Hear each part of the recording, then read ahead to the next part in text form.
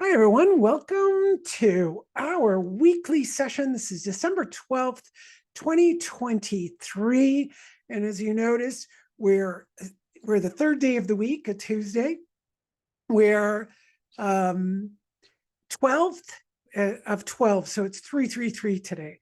I kind of love that nice building up of energy. And what we're going to build up today is to really detox the entire system. And we're going to relate it to three planets. So I got some notes here I can read for this session, which is Uranus, Mars, Jupiter under Mercury. What does that all mean? Well, we want to get our Mars to support movement in the body. Movement is related directly to anger. Anger, a nice, healthy anger. So if you all just tune in to healthy anger is moving our lymphatic fluid. Oh, that feels really good. So it comes from the liver, the gallbladder. You might even want to pat your liver. Let's do a little patting there. And then we'll tap it into the three brains. And now notice where you have tension in your body, where you need more of a blood supply and a detoxification. So I'm feeling a few areas. I'm feeling the front of the belly. I'm feeling ankles, and I'm feeling the side of the head. Doesn't matter where. Now I'm feeling the arm. Might shift around and move, and that's really good. The movement tells us we're getting blood circulation to go to these areas. Now that can also lay down new lymphatic bed. And there's a little bit of epigenetics coming up that has to do with the way in which we remain like children. So when we're like a child, it means I'm going to look out at the world and say, the world is a problem. The world is difficult. The world is what is causing all my issues, when we need to turn it within. Now, we want to be very careful. The brain, the mind, the way we are as humans, for whatever reason, we tend to go straight into blame victim mode. So if we go into blame, we will often blame others or ourselves. So it doesn't mean I can do this session, we're just going to get rid of blame. That's not going to happen. It is really a cultivation of an understanding that blame will show up, and then I need to kind of move away from it. How do we move away from it? Well, I was reading a quote that said, too bad I don't have this on me, but beyond the body and beyond the mind, who am I? Right? That's a really good question. We don't know what's there, but there's something beyond the mind and beyond the body. So the moment I see blame, I'm in the mind. Yeah. So if I go beyond that, I can come to a state of, well, there's no blame here. Yes. And then I can go into action. That brings us into Mars again, into anger. Anger is the only thing that helps us move into action. So you need to, if I need to stand up or move my arms, I'm moving my arms.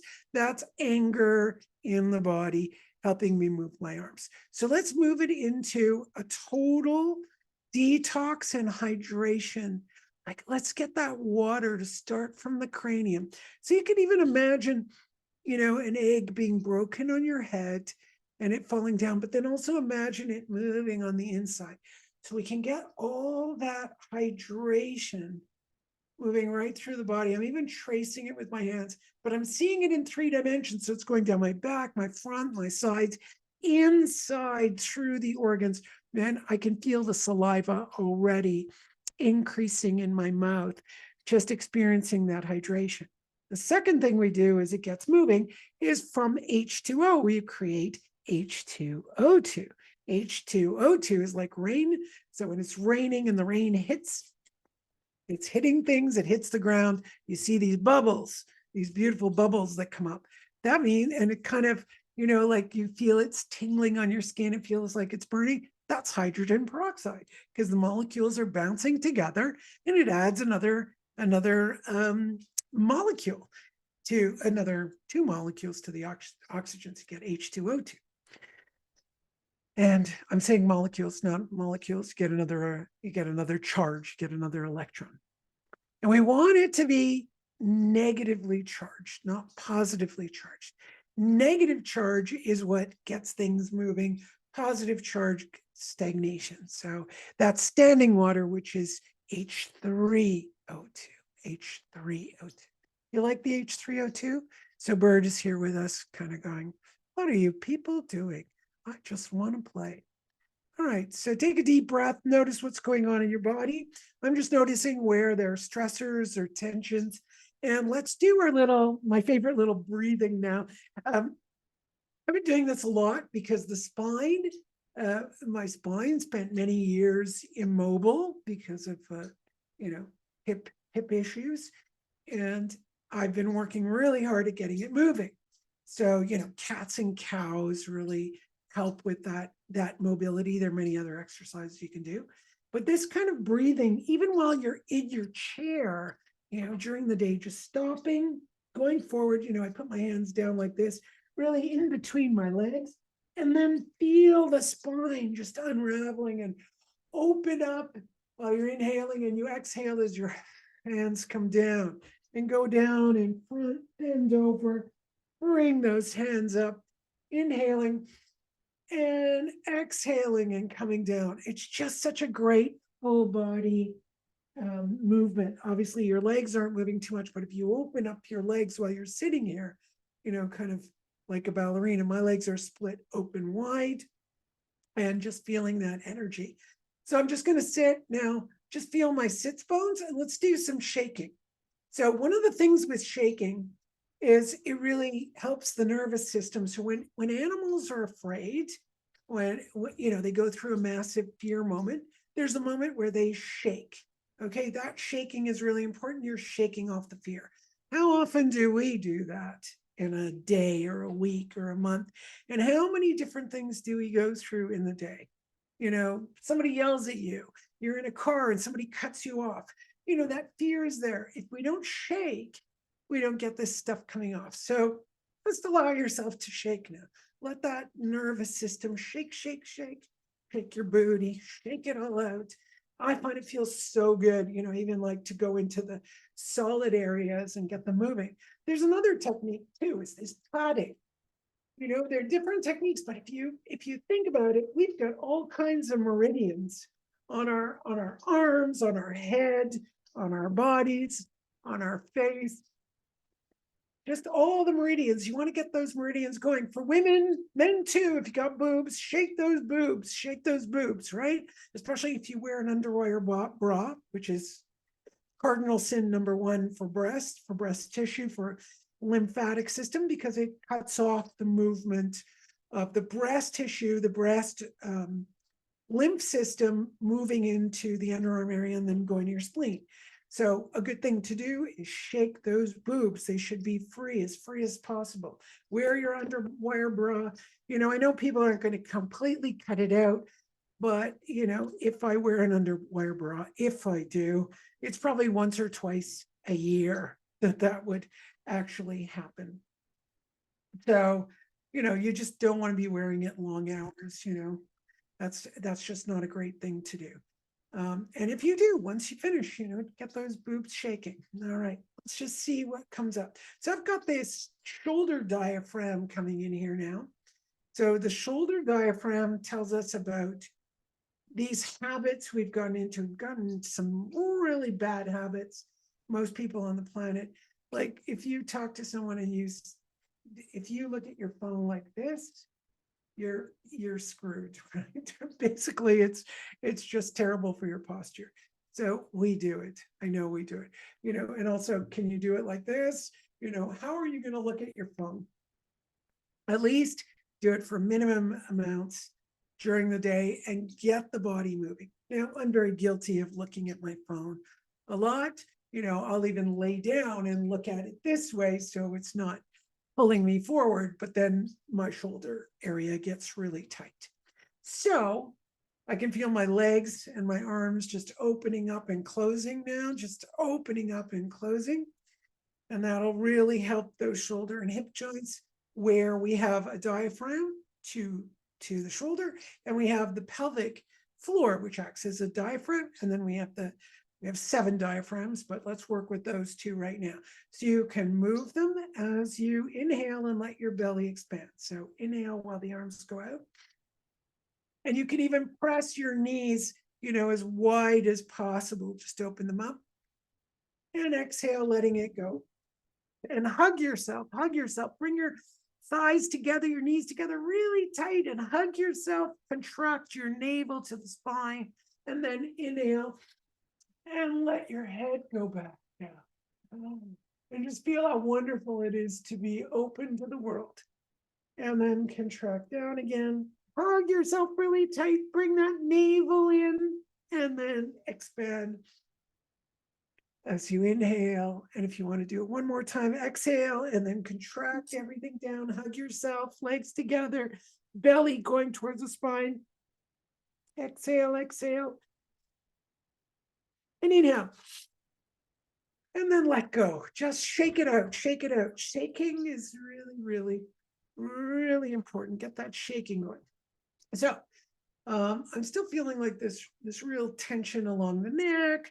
And I've noticed a lot of people complaining about vertigo. There are many, many exercises to do for vertigo. You can, do the inner ear exercises. You check that out online.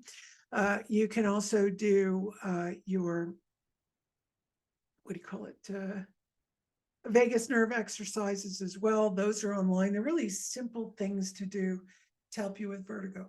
But what I'd like to focus on in this session is, sure, we can stimulate that vagus nerve, but also really look at the cervical spine, because we often focus on the lumbar spine, on our hips. That's where most of our weight goes. But the cervical spine, we don't necessarily focus on long enough. So of course there are exercises like you can take your hand, pull your head, but this hand can go behind your back, and you pull really gently until there's a release. You stay there for about 30 seconds. And while I'm doing that, what I'm going to do is just ensure that the brain is noticing that there needs to be space between the cervical vertebrae and those discs in there. And just giving that space and allowing the cerebellum to organize these muscles. So it starts to be uncomfortable to be in bad positions and to be comfortable when it's in a good position. So we've gotten comfortable at looking at our phones and our computer and the way we sit. We want that cerebellum to tell us, you can switch sides now, oh, this is not comfortable. So the comfortable position needs to start adjusting for the healthy position so that we can start to go, oh, yeah, that doesn't feel comfortable anymore. Might require shifting your seat. You might to raise it or lower it, put a pillow. You might need something supporting you. You might notice a lot of things going on. Go with it after this session. Go with it. There we go. That one really just released like crazy. Beautiful. All right, so I'm going to do that again. You don't have to let go, but I'm just going back into the inner cerebellum because that was a good release. The outer cerebellum into the brain. And I'm linking this all to Jupiter, Uranus, Mars, and Mercury. They're all for different reasons. Like Mars is about movement because it's linked to like the liver and anger. Jupiter is about our this childish stuff I was mentioning before, the childish kind of view of the world. So it's a call to grow up while we're going through Jupiter. I don't know the exact dates when they come out of retrograde, but you can be sure all the way to January 22nd, there's going to be a lot of activity through these 4 planets. And the other one is going to be Uranus, which is about, the philosophizing and questioning, even just the Uranus supporting Jupiter supporting Uranus, while Mars helps move the anger through. And that means, oh, okay, what am I being childish about? We can question those things. Am I being childish in this moment? or not being, but behaving childishly, or am I actually taking action? Because we can, there's two separate things. I could take action and it's not received very well. Yeah, sure. I could take an action. I don't know if you might think of times in your life where, you've said yes, yes, yes to your friends, to your family. And then one day you wake up and go, gosh, you know what? I hate to say no today. And you say no, and everyone gets mad at you. The whole world gets mad at you. Okay, they're not quite used to it. And one, two, they're going to try and put you back in your box. Because the minute we have a revelation or we grow up, people want to bring us back. It's called the Mexican crab, right? So Mexican crabs, when they're in a pot boiling, they all climb up, but the ones underneath start pulling the other ones down, right? So that's a phenomenon, and it does occur within families and in friendships. The minute you start to move up, you're pulled down. I'm sure a lot of you could think of situations or times in your life where you were growing up and everybody started pulling you back down. I know for myself, it's happened very, very often. Of course, one thing is we need to be patient while that adapts, right? We're all going into our holiday time. Well, maybe not everyone, but most of us have holiday time now, and we get to see family. It's a time of year where family is huge. It comes in and we're like, oh my God, I'm going to see family. Some people are super excited, and some people are like, oh no, I have to see my family. What am I going to do? We want to make sure that you're able to grow up, move through these things. So even if you've matured, your maturity can rise to the surface along with Uranus and Jupiter. All right, we'll be moving through it. So they're not over till January. So this is a time we can let go of things, especially with Mercury. All right, my loves, that was bigger than I thought it was going to be today, but I do enjoy and love doing this with all of you. Please like, share, and subscribe. It really helps me out. It helps me spread the word, and I can continue this work for myself and for everyone. I really enjoy doing it for myself as well. Lots of love, and I'll see you next week. It'll be before the holidays. Take care and have a good one.